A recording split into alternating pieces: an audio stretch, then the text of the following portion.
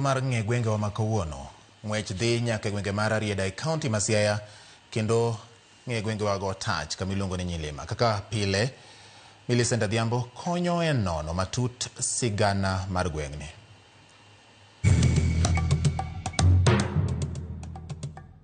Nyakaramogi Ajwang' machiegni kendo tielo machielo e chenoni mar ng'e gwengewa. Jumani kalapapla mar ng'e gwenge owuok e kaunti ma Kisumu, ofuyo ma odhi opiyo e kaunti ma Siaya, e gweng', chiro kata center maong'ere ni Nyilima mayudore e sub kaunti mar Arieda. Ka iselimo kata isewinjo kata isekalo center, gweng' kata chiro mondik ni Nyilima, ang'o mabiro e pachi? Ang'o madinami chak kamoro ni Nyilima? Wagoyane mbaka mokwongo kod jodak kaachiel gi joala maluora ni Nyilima ginyiswa ni to gin to pachgi chalo nade e wi gima ne omiyo ochak kae ni Nyilima. Samoro ne wan rowelo chon, welo nohero donjo gi gweng'wa ni. Koro kaka welo koro ne medre to jodongo obedo mos to penjore to gweng'wa no wanya chake nang'o. Tema paro ne gidhi gikete ni Nyilima. Ndalo manonyuola ko ayudo ka Nyilima dhi mbele. Mok dang' awachi ni Nyilima nochakre kanye. Jaduong' moro made wanyalo bedo ka dopimonwa maber, lakini wan to pod watin. Mang'eyo ni Nyilima oriwo dhoudi ariyo moriwre. Nitie Kanyangwa to nitie Konyango. Nying ma Nyilima ni ne en jaduong'. Yes. No ja Kanyangwa. No ng'iyoga nonro mag kunde moko kaka nobedo kochakre chon. Nitemo ga nyiswa kaka Kisumu niwacho ni ji ne dhiga Kisumu kuno. Koro Nyilima ka be noparo ni jok manobiro limbe. Omiyo nyinga ila nobiro kae. Gomiyo ne nochake Nyilima en kama dhano ng'ato wanyalo kelo ji to walimore.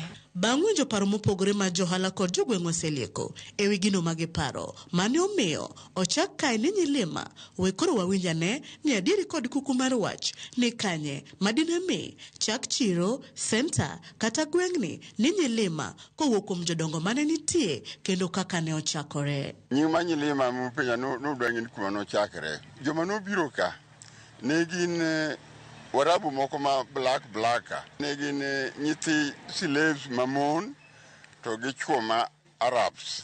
Ndalo mane mak during slave trade. Bas kane Ramogi akocha malo kuma no ayo Sudan kucho. To jogo noluwo bang'e. Ma kane gibiro ka to ne giro kama ne ber ma gigero ohinga.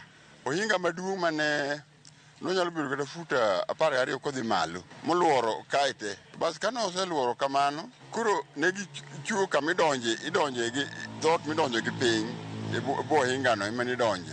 Koro ne giluonge ni Nyilima. To Nyilima no to joluo to ne winj gima ne giwacho ne giluonge ni ohinga kata got. Ne gidak ka higni mang'eny. Baba notho the year 88 ka en over 100. Oneno jogo matin ka jogo dar. Kane gidar ka dala no luongo ni Nyilima. Joluo ne luongo ni Nyilima to kito ne giluongo ni Nyilima.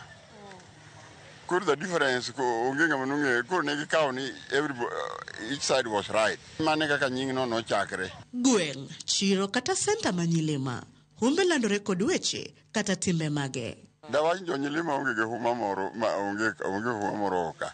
To gima timo wadagi wapuro wapidho jamni. I find mage the main thing kaka wadak. Pur gi pidho jamni. To go baso hala be kaka Nyilima no kel senda ka ji loke hala. Gimong'ewa ni mostly Nyilima ka wan jo Asembo gimong'ewa in football. Football wabere kabisa. Kendo mpira puonjo nyithindwa oko mano be gimwatimo to bende oseting'o nyingwa malo. Makata sani wan gi team moro kani Dero FC. Osagocho nyaka gi Gor Kogalo, FC Leopard. Wasebedo ka wating'ra ting'a malo in the name of football. Nyilima wang'ire ni mokwongo wan kod sports ground uneno.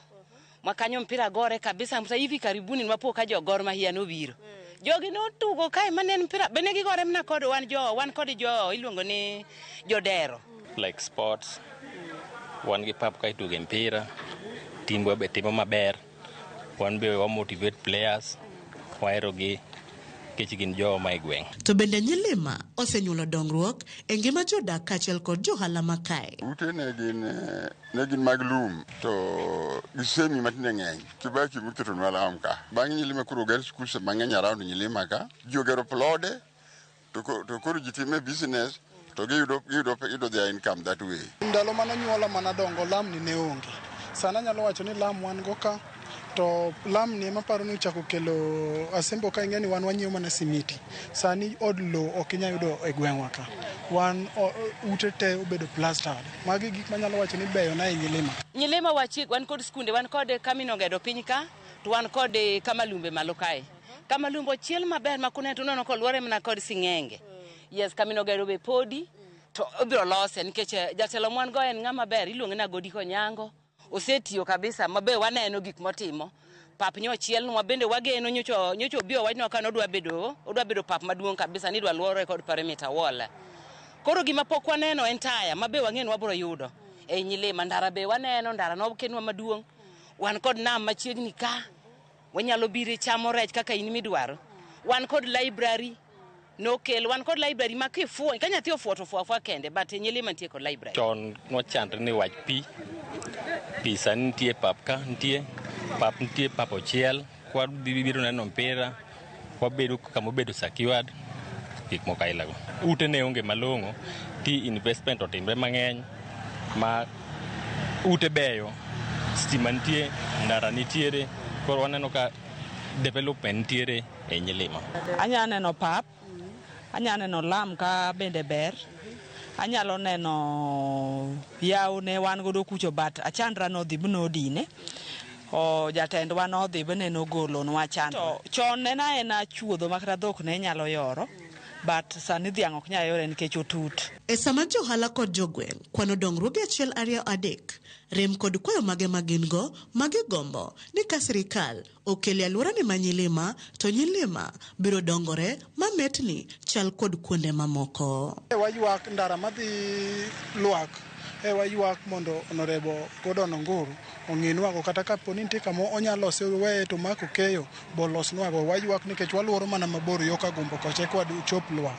Wadwaro taya, wadwaro chiro moro mabet duong' nikech chiro mwan go tin.